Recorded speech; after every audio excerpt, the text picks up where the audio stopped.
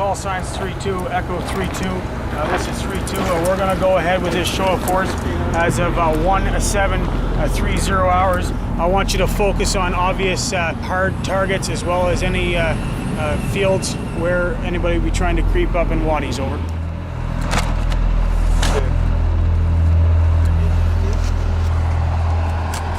I just think some people are born for it. Some people are born to be a doctor, some people are born to be vets or whatever. We're warriors.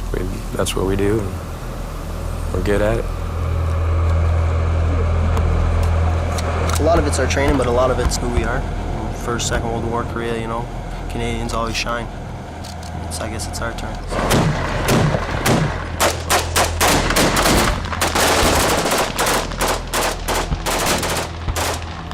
We've signed on, we've said we'll take the lead and we'll show you how to fight, so...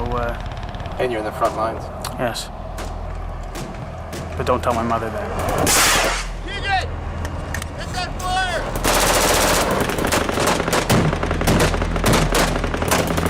Oh! See that hit?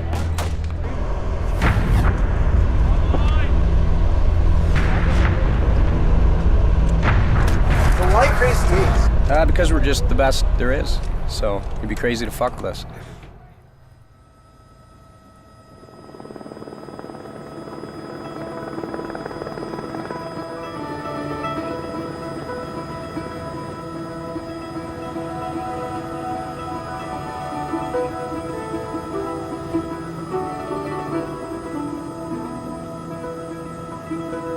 There were 2,300 Canadians serving in Afghanistan while we were there. Fewer than 1,000 leave the base to patrol this moonscape of dust and danger. They call it going outside the wire.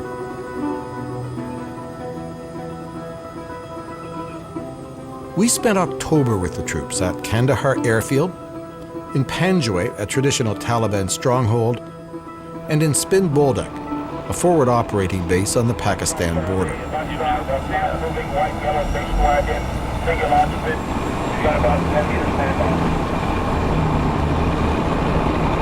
A convoy from Kandahar Airfield to Spin Boldak.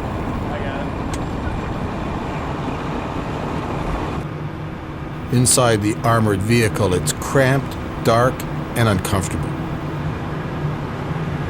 I'm told if there's an attack, I'll be thrown in a ditch and just stay down.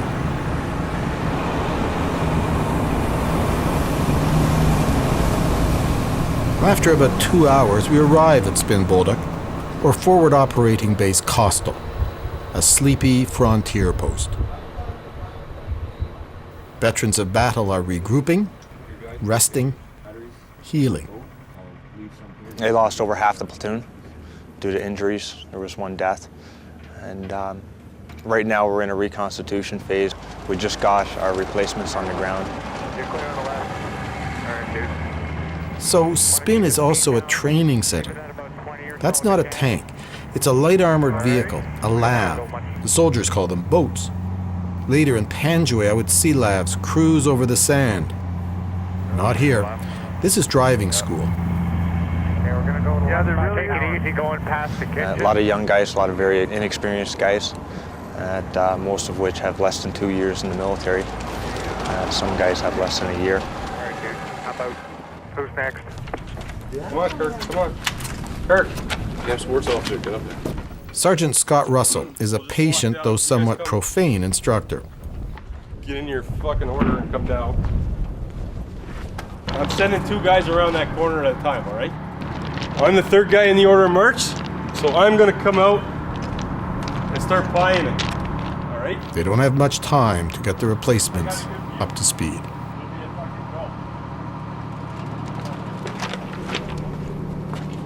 Okay, let's start picking up your spacing. Open space, right? Okay, open space clear. Guys have been through a lot, and guys that have got pretty close. So coming in as a replacement, it's hard. You know, we gotta try and make that brotherhood as well, and we gotta do it in a short period of time because we're getting thrown right to the fire. You're the number 2. You're gonna take the bomb. Obviously, hold it in the tip of your hand.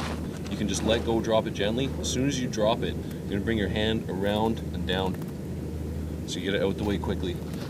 If you don't get it out of the way quickly, you're going to be losing fingers, because when that bomb shoots out, it's going to take a thumb or a finger with it. I've never been in it. I've never been in what everybody calls the shit. I don't know if you can put that on camera or not, but I've never been in anything like that, so it's hard to say if I'm ready. I'm as ready as I can be. If something did go off, a car bomb and that, you're going to lose a couple guys, but you always lose somebody. And that brings the point why it's important to have your point man. He's the guy that has to approach the vehicle. Somebody has to take the risk, and he's the sacrificial lamb.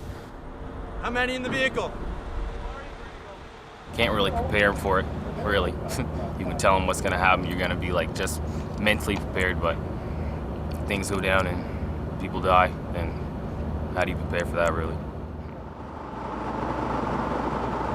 The last time 8 Platoon was on television, it was a wrap ceremony on the news. In October, they are still nursing wounds and memories of a month ago. Panjwai, where they fought in Operation Medusa.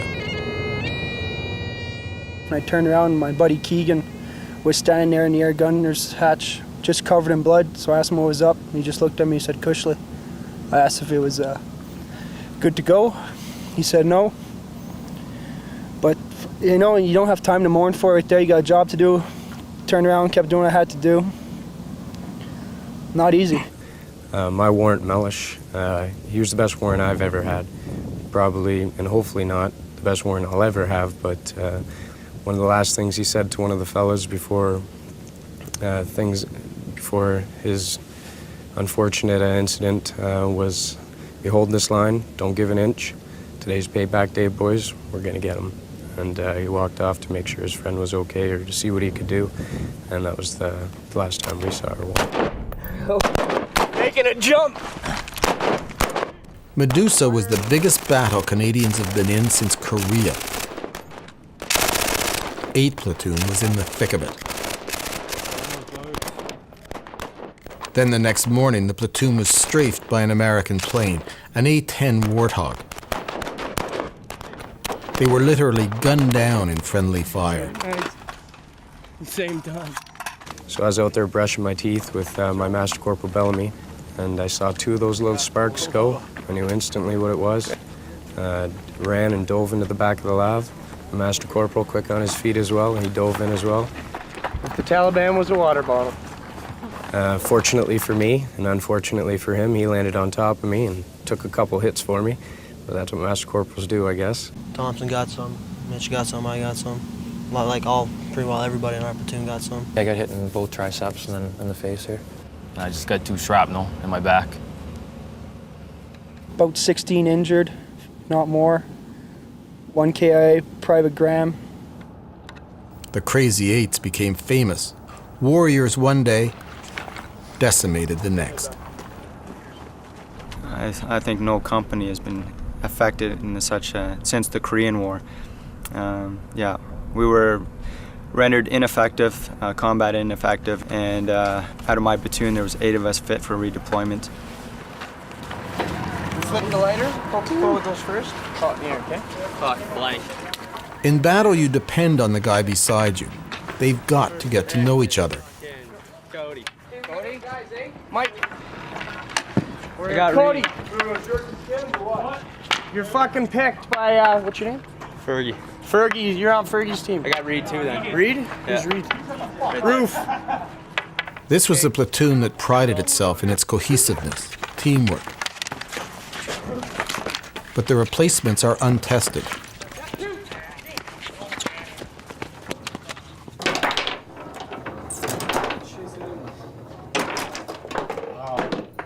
Still, the replacements are beating the older guys at foosball, much to the frustration of John Bellamy. He's the Master Corporal who jumped into the back of the lav and took the shrapnel, heading for Private Keegan. Thank you. He didn't want to be interviewed, then challenged me to a game of chess. As we plot the movement of knights and pawns, he relives the horrible morning of the A-10 attack. The guy who died, everybody speaks very highly of. Mm-hmm. The Olympic athlete. Yeah, Mark Graham. He was a very good soldier. He will definitely be missed.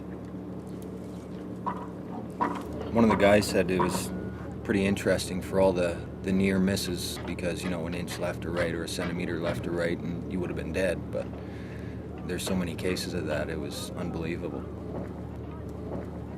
Well, you're case in point. Yeah. The piece of shrapnel traveled in my back through the muscle and is apparently pretty close to my spine at L3, buried in amongst some nerves. So that they left it in because they said it'd do more damage taking it out than it would leaving it in. So you got a souvenir at Panjwai. I would have liked to have taken a different type of souvenir home, but you know, take what you can get, I suppose. God, I'm stupid. Foolish moves. I'd take it. It's a gift. Don't expect it again.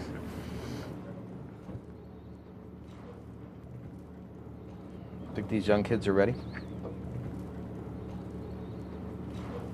Not even close. The new ones that we just got? Yeah.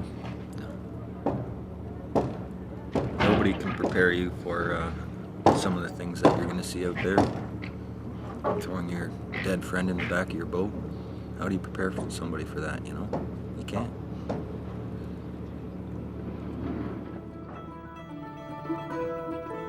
We know we will be going to Panjwai soon, we just don't know when.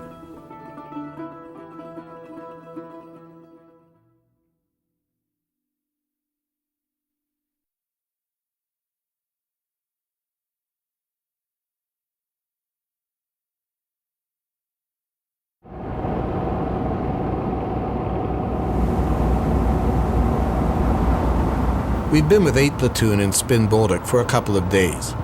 The border with Pakistan has been quiet. Pop down, see if you can see anything on the horizon. Still, they keep eyes on in the lab as the training continues. I got sheep. Yeah, I got tractor. Hey, is that a camel out there? There's a pretty good chance. Holy fuck, I've never seen a camel before. How the fuck have you never seen a camel? Man, look at the size of that camel. That's huge. All right, guys. What you're here to do is to listen to my version of what happened on the 3rd. From this low wall here, all the way to here, from the school, and from these compounds here, the enemy had us in a U-shaped ambush. This was a prepared kill zone. Sergeant Scott Fawcett briefs the replacements with his personal account of September 3rd, Operation Medusa. So once we got the casualty collection point up and going, it is mayhem. You have wounded coming in. You still have a battle ongoing. You are taking stress casualties and you have taken dead. You have to stay focused on what you're doing. I know you're tired. I know you're mentally stressed out. I know you're terrified. All right? But the enemy was still engaging us even out in the Wadi. All right? So when you get out of the back of that boat and all the casualties are being carried in and all the battlefield noises are coming in, you still have a job to do. And you have to do it. All righty.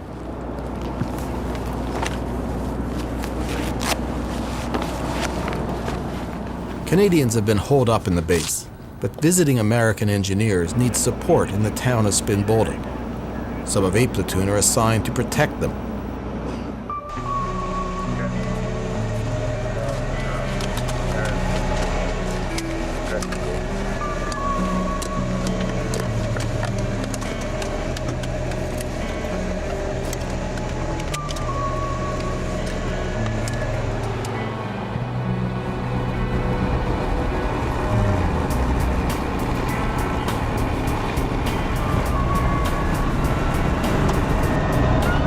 There's some anxiety. This is the first operation for the replacements. Right here. There's gonna be a right. Hard right, okay?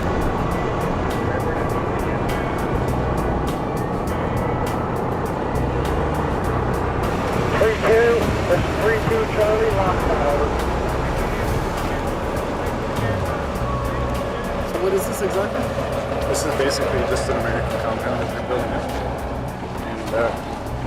And they were coming to check on the progress of how everything was being built. They were getting pictures and stuff and situation reports basically as to how it was coming along, but they wanted to see for themselves how it was.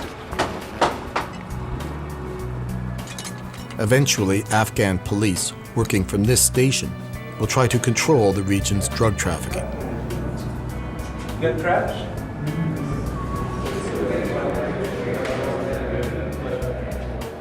While the Americans tour the construction site, the Canadians keep watch outside. That Crazy 8 badge is not military issue. That's just for 8 platoon veterans.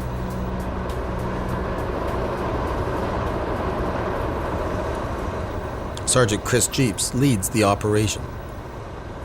You constantly move. You don't want to stand in one spot in case there's any chance of sniper fire. And it doesn't create a good target for the enemy to hit you with. So.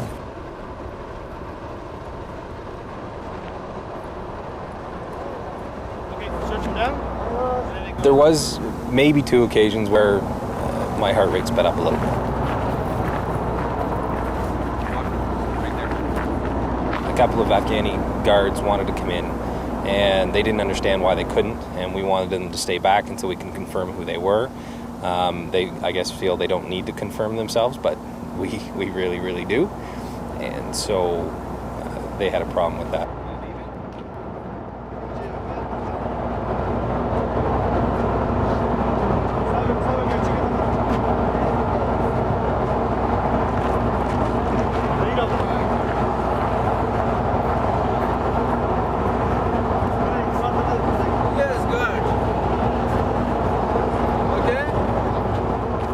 My first experience with having to worry about possibly having to pull the trigger. You were ready to pull the trigger if you had to? Absolutely. There's nothing on this planet that would make me want to leave my wife and little girl without a husband and father. So that's what it boils down to. I'm here to protect myself, my fellow soldiers, and my family. The mission is a success. Some soldiers said they heard gunfire, warning shots. I didn't. But a few days later, there was an attack. On the same road we had traveled to town, an IED, an improvised explosive device, exploded under an Afghan national policeman's car. He was rushed to the base. Do you have means of transportation for the victim? Roger, we'll be bringing him in by gators momentarily. Do we have an ETA on that boat when it's coming in? You'll get it when we get it. Turn Whiskey, Roger. He would lose one foot and almost the other. Lift! Good work, guys. Okay, walk on over. You can hand the IV bag to the medic. I'm going to hop up here with the doc. You need any more back here, or are you good? Good back here if I, with the mask corporate right there. I got you. You just need one there? Just take it easy, not too fast.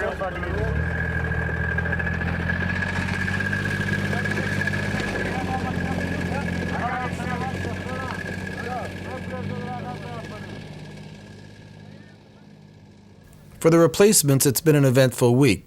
Their first mission, a paramedical procedure, and finally their orders. They are to head back to Kandahar airfield, then on to Panjwai.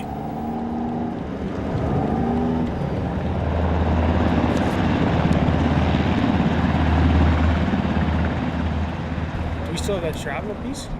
At the airfield, 8 Platoon hooks up with Lieutenant Jeremy Hiltz, who's been on leave.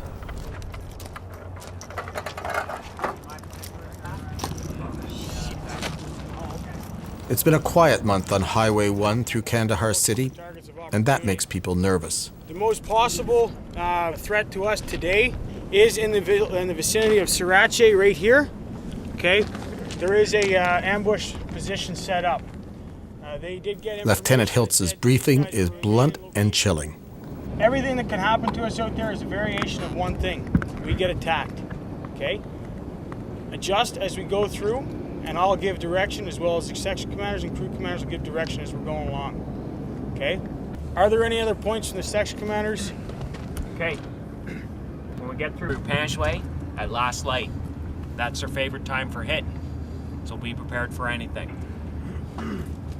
That's all I got, sir. Okay.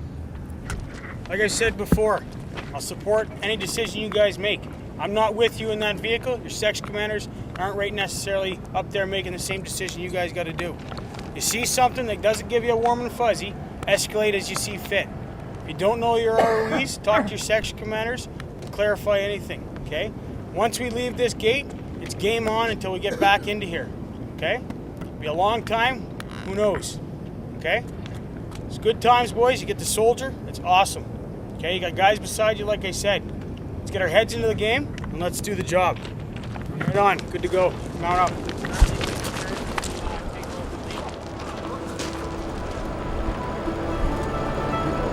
This is a volunteer army.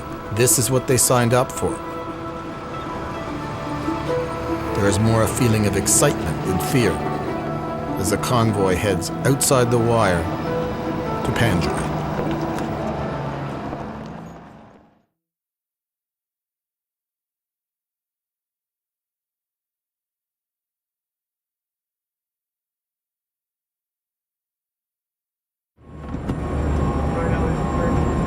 Okay, this traffic circle is going to be a shit show. Cloud, your primary targets will be left for the first, and then followed around on the right the rest of the way through, okay? This is one of the most dangerous roads in the world. Same with the second right, no vehicles. Second right's got a yellow and white single occupant. 8th Platoon rumbles through the chaos of Kandahar City and then Ambush Alley. Some Afghan children wave, some gesture, some throw things. Yeah, there's rocks coming already. Oh, that was a nice one. That was a good one.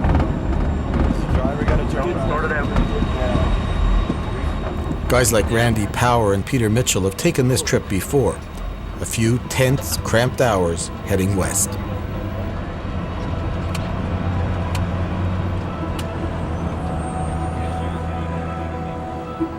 At first in Panjwai, all you see, breathe, and feel is dust.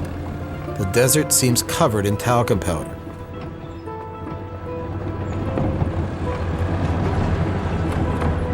It's a land of wadis, dry riverbeds, hiding Taliban fighters, natural trenches, like the ones 8th Platoon now call home.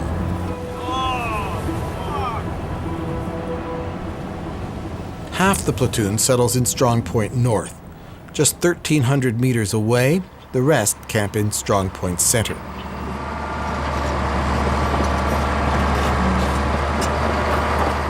They are assigned to guard the construction of a road which will carve through Panjwai. Paving the dust will make travel more efficient and much safer.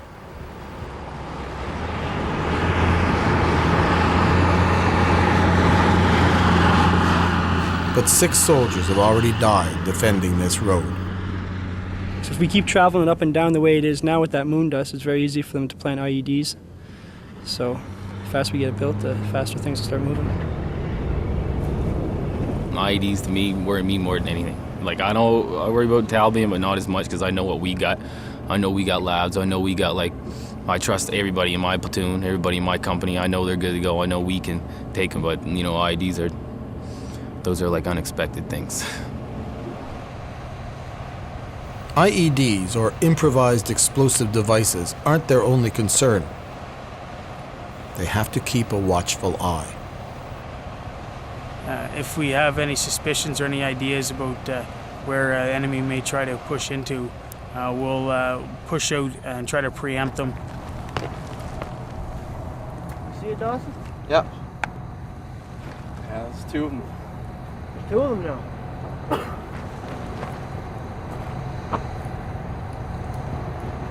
No way, I see him. Sergeant Jeeps leads a group, including an interpreter, to question a suspicious family.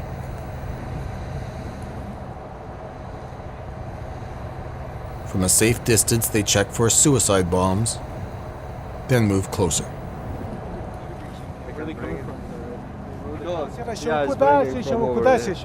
that later on today or tomorrow? Or?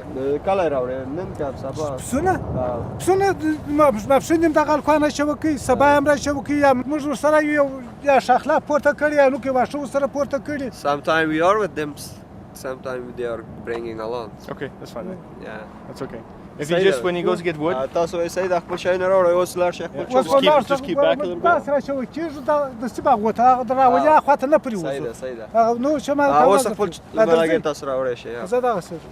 Okay. It's all right, yeah.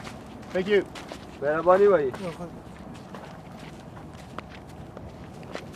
Sounded like he was a little upset. Yeah. This. Was he? Yeah. Yeah, that guy's his brother, I think. Okay. Yeah. All right, let's head back. Let's just see it. There's really no front line because, you know, it's guerrilla warfare. But yeah, it's as close as you can get to the enemy and reach out and touch them almost. But because you know they're probing out there. Oh yeah, yeah. There's the wadis out there and the great fields. Like, there's probably a guy out in that field we can't even see right now. It's ridiculous, but just got to kind of stay here and wait for them to pop their head up, I guess.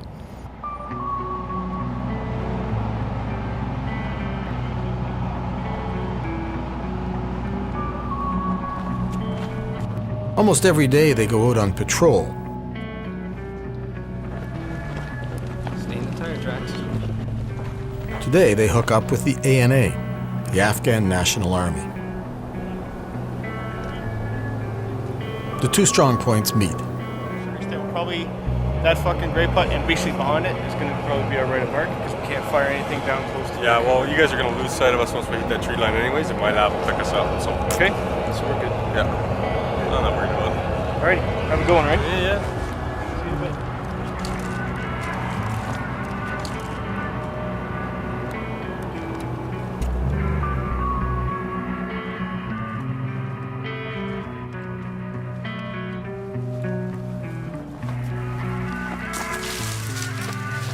This is not like the first mission in Spin Boldak.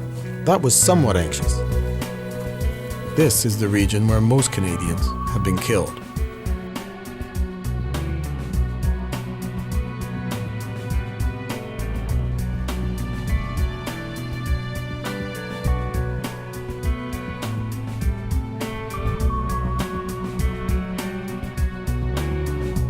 This confusion of mud huts and grape fields has hidden Taliban before.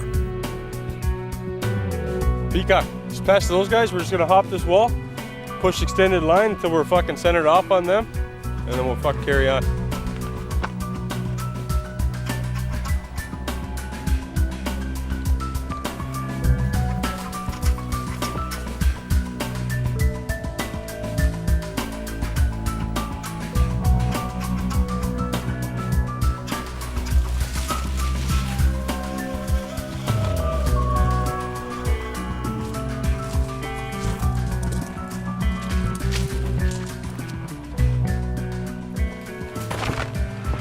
For you guys who haven't, who just got here, you can see the defensive nightmare it is to attack somewhere like this. They got fucking tunnels and fucking shit all over the place, trench systems and everything else. We did notice some of the grape putts have piles of brush. They've been finding weapons caches and ammo caches and stuff like that under them. So tomorrow morning we'll discuss future operations. We'll probably go in with some engineer assets back to those grape putts, turn the brush over, light it on fire, see what cooks off. Kind of stuff. Soldiers in 8th Platoon didn't see any Taliban this afternoon. Tomorrow they will.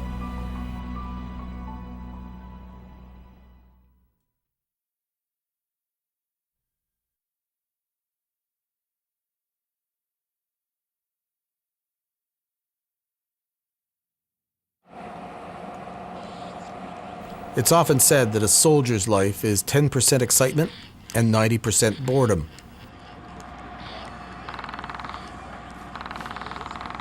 You learn to enjoy the downtime when you've got it.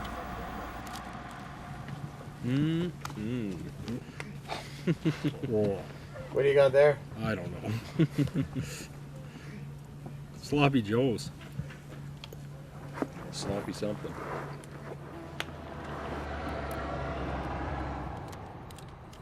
As the Crazy Eights relax, I enjoy the camaraderie.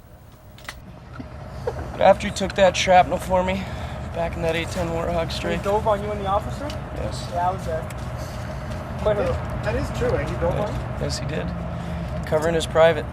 Yeah. It's covering my privates. You can put a spin on it any way you want, Johnny. I know you love me. In Strong Point Center, Taliban have been spotted about 1.5 kilometers away. A LAV moves in from another platoon for a coordinated show of force, looking for reaction.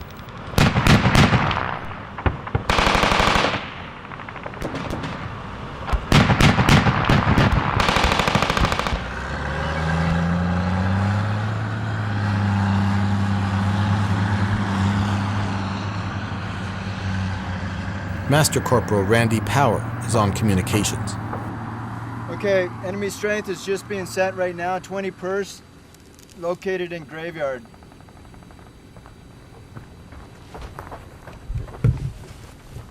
Three ones actually. 3 ones putting in an indirect 60 millimeter roll. And 20 pers been spotted in the graveyard there and taking up defensive positions.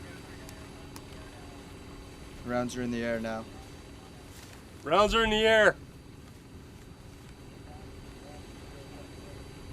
10 seconds. Oh, there it is. I guess it was pretty heavy contact. Did we get any fucking standby movement orders or anything? No. Okay. Here, guys, just come here. I'll tell you what's going on. I guess there's a graveyard. All right. Right now they've got 20 personnel that have moved in that graveyard into a defensive posture. They've taken RPG and small arms fire. 3-9er, who was out here doing the show of force, has moved down to support. 3-1's got their 60 millimeter mortar out in the indirect roll, gonna fucking put fire in on it. And well, you heard the artillery coming. So it's down there, a couple K down the road. 8 Platoon is not called into the action. The fight is primarily handled from the air. But Randy Power thinks it's only a matter of time. It's based on how much this intensifies and the effect of what's going on right now. I mean, there's an escalation, there's a probing on the enemy's part on our positions and that, and obviously they're looking for vulnerabilities. Right over there. You see them? Oh, they're down now. You see them? Oh, that ain't it. Yeah, I know. They're moving back. They're the ones trying to fire. Hey guys, you're gonna stand out here, put your fucking kid on.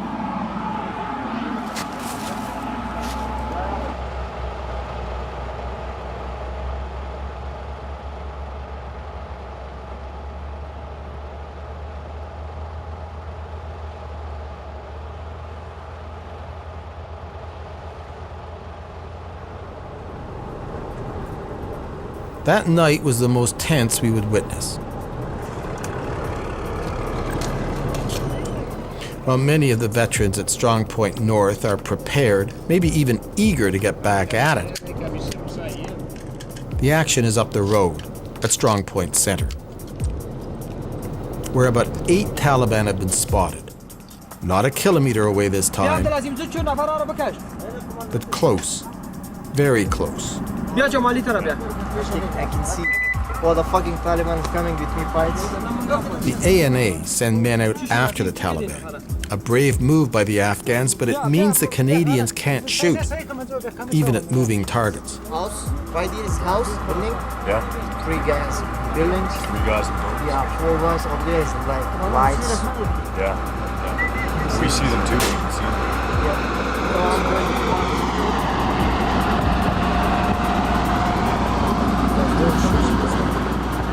Yeah, because you can see, and guys, you tell for me. I am talking with the NA communication director. Yes. Okay. I will let them know. Yeah, don't shoot him, right? Okay. Yes.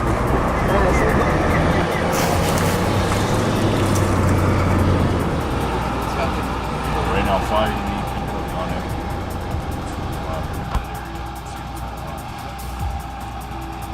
So that's the flares with the Americans? Yes. Yeah. you see this fucking strap in the back here where that goes in? We are ordered to put on our kit, our protective gear, stay alert, even sleep with our boots on.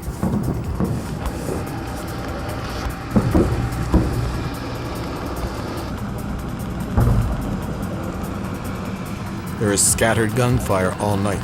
Nobody sleeps well. About midnight, possible contact off to the east. At 1 o'clock, a single shot. At 3:30, a burst of gunfire. And then just before first light, another show of force, pushing the intruders away.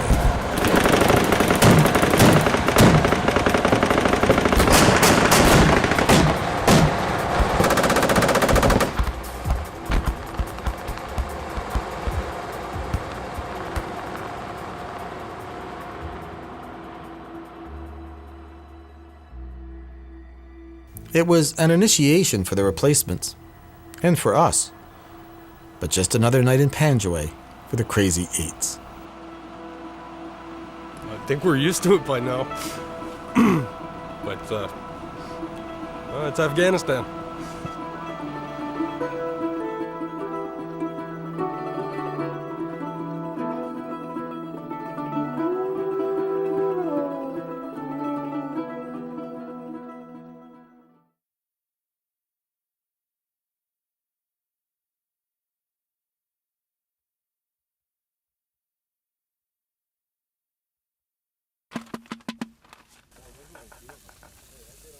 The morning after the Taliban probe. Okay. Now, water and hot sauce. You ready? Yep. Okay, let's go. Soldiers are ingenious. They learn to work with what they've got. Should be going. Yeah, it's going, it's going. A stink bomb is chemical warfare, Crazy Eight style.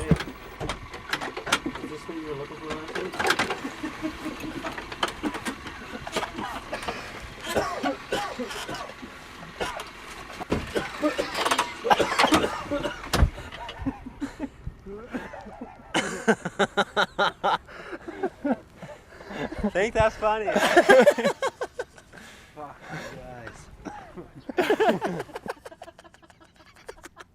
Where's your gas mask, Kirk? A lot of good it's doing you.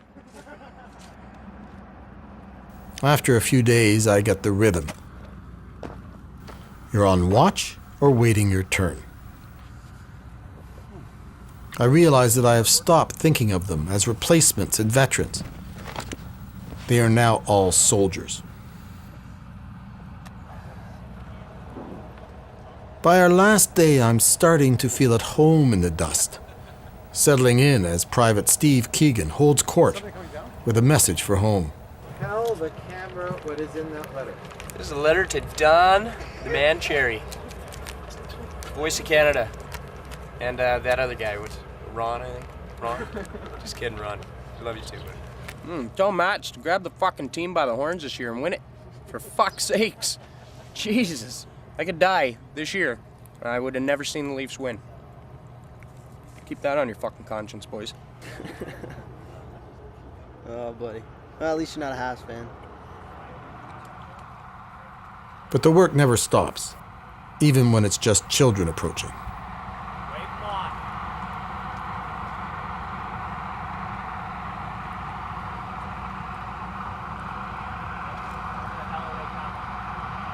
Don't let him in.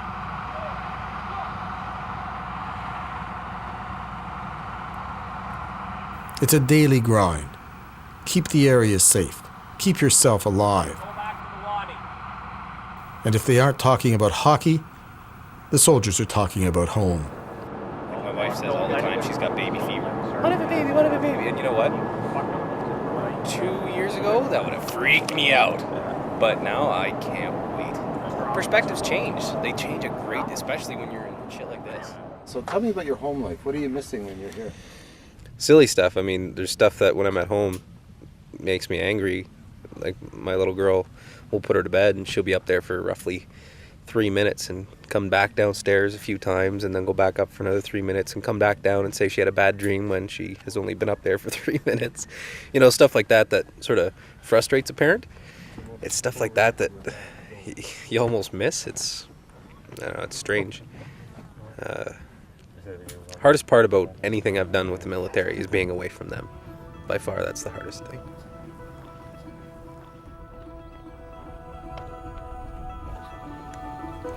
You gonna replace me? See. 6 purse, funny males. Yeah, but they were just hucking that shit off the roof earlier to the front of us, and all of a sudden they've slowed down and they're just kind of dicking around. So I don't know if anything's up there. Just look for any boxes or weird shit that they're taking off. What do you worry about? I guess it's how my friends and family's gonna react if I don't make it home. That's the only thing I worry about. I'll be dead, so I don't have to worry about that, but I worry about how they're gonna feel. Worry a little bit how much is this changing me also. When I get home, I'm sure I'm gonna be a little different, but I guess I'll deal with that when the time comes. 3-2, let them know we've got a jingle truck that's approximately 200 meters west of my location, 6 times fighting age males. I want to get in there and find out what they're doing. Any particular formation? Yeah, let's go fucking, go extend the line, we'll just walk across. Extend the line? Yeah.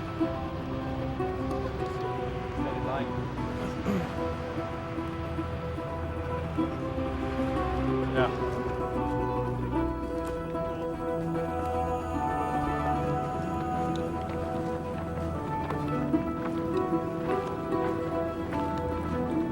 Yeah, the Crazy Eight, we've done quite a bit out here. We've seen quite a bit, and I think that everyone here has handled it well, and nobody's ready to go yet. The mission isn't done, and as long as there's a job to do, you can count on 8th Platoon. We'll be here.